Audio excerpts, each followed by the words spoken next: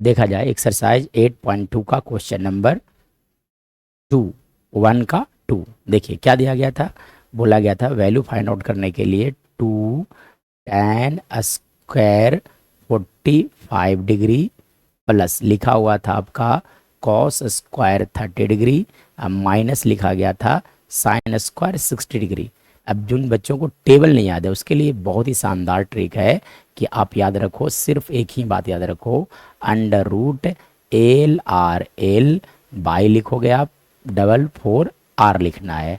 ठीक है, ये जो वैल्यू लिखा गया है √L/4 जो होता है, √L/4 जो वैल्यू लिखा गया है दिस इज फॉर साइन। ठीक है ना, ये साइन के लिए, कॉस के लिए, टेन के लिए लिखा गया है। चलिए अब मुझे चाहिए tan 45 डिग्री, तो देखिए tan 45 डिग्री का वैल्यू कैसे कैसे फाइंड आउट करोगे।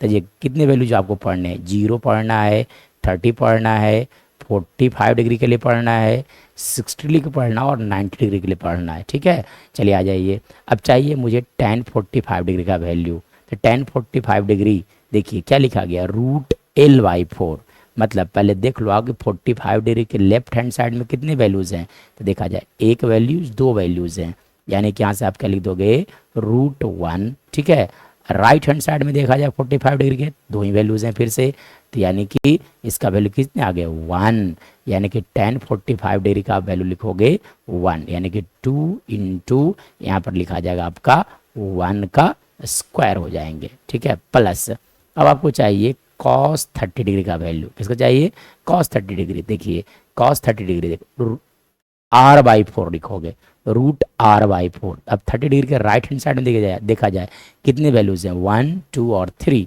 इसलिए आप यहाँ लिख दोगे √3/√4, √4 का वैल्यू 2, इसलिए आप यहाँ से लिख सकते हैं आप √3/2 का whole square minus sine 60, sine 60 के लिए क्या लिखा जाता है √L/4।